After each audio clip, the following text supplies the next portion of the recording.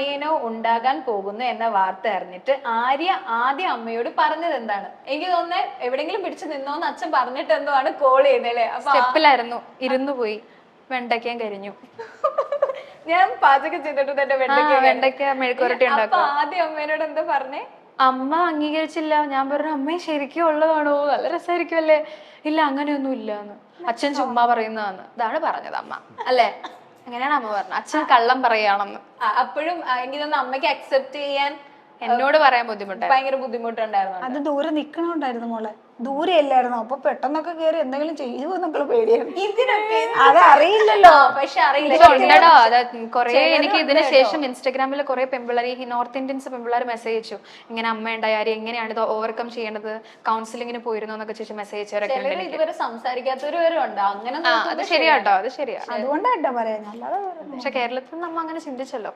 അതെ, എനിക്ക് നമ്മള് വെയിറ്റ് ചെയ്തിരിക്കുക, അതിന്റെ ഇടയിലാണ് ഇങ്ങനെ. നമുക്കൊക്കെ എന്താ വെച്ചാൽ നമ്മൾ ഇത്രയും പ്രായമായി കഴിഞ്ഞ് സ്റ്റേബിൾ ആയി കഴിഞ്ഞാൽ പിന്നെ ഒരു കുട്ടി വരുന്നത് നമുക്കൊരു സന്തോഷമാണ്. പക്ഷെ അവരങ്ങനെ ചിന്തിക്കും, അത് നമുക്ക് കാര്യമില്ല. പക്ഷെ അച്ഛൻ വളരെ കൂളായിട്ട് പറഞ്ഞില്ലേ, എവിടെയെങ്കിലും പിടിച്ചു നിന്നോ ആര്യ, നീ പറഞ്ഞോ, നീ പറയാറില്ലേ അതുപോലെ തന്നെ ഗർഭിണിയാണത്, പ്രഗ്നന്റ് ആണ്. അച്ഛൻ വിളിക്കാറില്ല ഫോൺ 4-5 ദിവസമായിട്ട്. എന്റെ ലൈഫില് എന്റെ ഫോണിലേക്ക് വരുന്ന ഏറ്റവും കൂടുതൽ കോളുകൾ എന്ന് പറയുന്ന അച്ഛൻ്റെയാ. രാവിലെ ഉച്ച വൈകുന്നേരം വെറുതെ വിളിക്കുന്ന അച്ഛനാണ് ഏറ്റവും കൂടുതൽ വിളിക്കുന്നത് തന്നെ, എപ്പോൾ എവിടെയാണെങ്കിലും. അന്ന് കുറച്ച് ദിവസങ്ങളായിട്ട് അച്ഛന്റെ കോളുകൾ വളരെ കുറവായിരുന്നു. അതിന്റെ സ്കാനിങ്ങിനൊക്കെ കൊണ്ടുനടക്കുക, അങ്ങനെ ഇങ്ങനെ വെയിറ്റ് ചെയ്തിരിക്കുന്നു. ഓക്കെ, ആര്യയുടെ അമ്മയെയാണോ അതോ പാലുവിന്റെ അമ്മയെയാണോ ആര്യക്ക് കൂടുതൽ ഇഷ്ടം? എന്റെ അമ്മ ആണല്ലേ.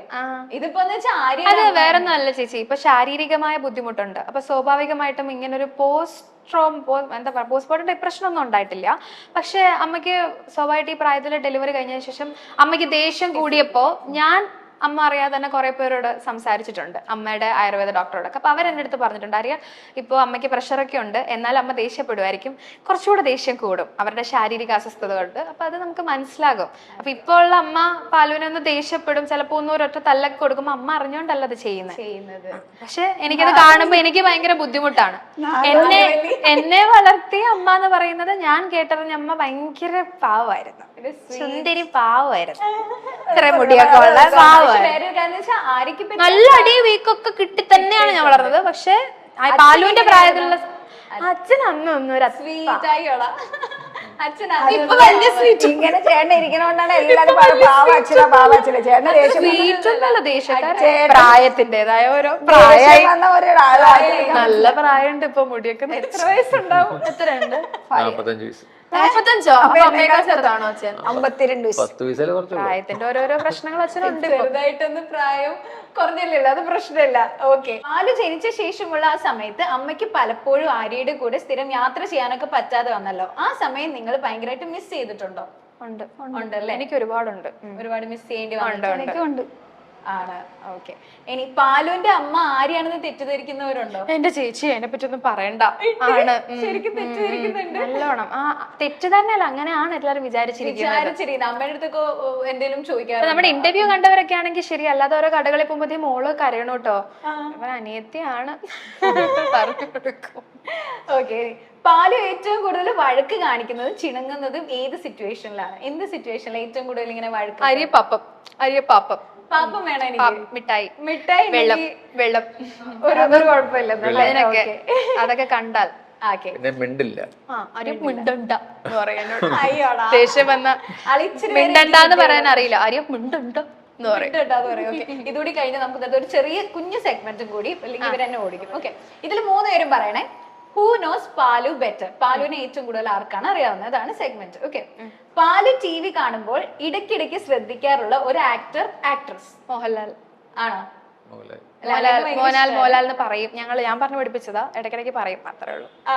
ആര്യ മോഹനല്ല, ആര്യ മോഹൻലാൽ എന്നാ പറയാ. ഓക്കേ, അങ്ങനെ. ഓക്കെ, എനിക്കല്ലേ പോയിന്റ്? അങ്ങനെയൊക്കെ ഇല്ലേ? പ്രോത്സാഹനം. ഓക്കെ, ഇനി പാലു ആരെ കാണുമ്പോഴാണ് പേടിക്കാറുള്ളത്? ഇതിൽ കൂടുതൽ പേടി പാലുവിന് ആരെയാ? ആണുങ്ങളെ കാണുമ്പോ. അച്ഛനൊഴികെയുള്ള ഏത് ആണുങ്ങളെ കണ്ടാലും പേടിയാ. ആണല്ലേ? ഒന്ന് ഭയക്കും പോവാനായിട്ട്. ആണല്ലേ? അല്ലാതെ പാലുവിന് നിങ്ങളുടെ അമ്മേനെയോ ആരെയോ അങ്ങനെ പേടിയൊന്നും ഇല്ല? അങ്ങനെയൊന്നും ഒരു പ്രശ്നമില്ല, വളരെ കൂളായിട്ട് പോകും, വളരെ കൂളാണെന്ന്. ഓക്കെ, പാല് മൂഡ് ഓഫ് ആകുന്നത് എപ്പോഴാണ്?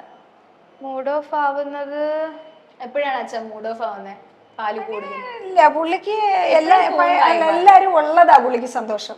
ആണ്. പിന്നെ മൂഡ് ഔട്ട് അവളെ ശ്രദ്ധിക്കാതെ വരും. എനിക്കാണ് പോയിന്റ്. അവളെ പാലിന് പ്രത്യേകത ഇപ്പൊ ഒരാളെ പരിചയപ്പെടുത്താൻ ഭയങ്കര ഇഷ്ടമാണ്. വിളിച്ചോണ്ട് വരും. ഇപ്പൊ ചേച്ചി വന്നപ്പോ അവള് മിണ്ടിന്ന് വിചാരിച്ചു, ചേച്ചി കൊഞ്ചിച്ചു ഉടനെ ചേച്ചി ആരി, ചേച്ചി അമ്മ, മറ്റുള്ളവരെയും കൂടെ അങ്ങനെ നമ്മൾ എന്നിട്ട് അവളെ വിളിച്ചോണ്ട് പോകുമ്പോ അവളെ നോക്കിയില്ലെങ്കിൽ അവൾക്ക് വിഷമം. അതാണ് അവളുടെ ഒരു കുറച്ച് അറ്റൻഷൻ ഒക്കെ വേണം, അതും വേണം. വേണം. ഓക്കെ. എന്ത് കാണിച്ചാലാണ് പാല് കരച്ചിൽ നിർത്തുക? മിഠായി കാണിച്ചാലാണ്? അല്ലല്ല, അങ്ങനെയൊന്നുമില്ല, വെറുതെ നിർത്തിക്കോളും, നമ്മൾ മൈൻഡ് ചെയ്യാതെ. ദേഷ്യപ്പെടുമ്പോ വടി എടുത്തു കഴിഞ്ഞാ, വടി എടുത്ത് ചട്ടകം പൊള്ളിച്ചു എന്ന് പറഞ്ഞാൽ തന്നെ അങ്ങനെയാണ് എടുത്ത് നിർത്തിക്കോളും. ഇപ്പൊ എന്തായാലും പാലു നമ്മളുടെ ലൈഫിൽ വന്നപ്പോ നമുക്ക് ഒരുപാട് മാറ്റങ്ങൾ ഉണ്ടായിട്ടുണ്ട് അല്ലെ? ലൈഫിൽ ഇപ്പൊ ഞാൻ ചോദിക്കുകയാണെങ്കിൽ ഏറ്റവും കൂടുതൽ മാറ്റം വന്നത് എന്തായിരിക്കും പാല് ലൈഫിൽ വന്നതോടെ? എല്ലാവരുടെയും ദേഷ്യം, അയ്യോ ഇതൊന്നും പറയാൻ പറ്റില്ല, എല്ലാവർക്കും ദേഷ്യമുണ്ട്. എന്നാലേ ഒരുപാട് ഒരു സ്ട്രെസ്സിലൂടെ ഒക്കെ പോകുന്ന ഒരു സാഹചര്യം ഒക്കെ ഉണ്ടാവുമ്പോ ഇവളുള്ളപ്പോ നമുക്കൊരു ഇപ്പൊ നോക്കുമ്പോ ചിന്തിക്കും എന്തിനാണ് ഇവളെ ഭഗവാൻ ഇപ്പൊ ഞങ്ങൾക്ക് തന്നാന്ന് തോന്നുമ്പോഴേ ഒരു സ്ട്രെസ് ഒക്കെ ഉണ്ടാവുമ്പോ അവളെ കാണുമ്പോ ഒരു സമാധാനം അങ്ങനെ അത്രേ ഉള്ളൂ. ഓക്കെ, അപ്പൊ നമ്മളുടെ ആര്യമോഹനം ഇന്ന് സ്റ്റാർട്ട് ചെയ്യാണ് അല്ലേ?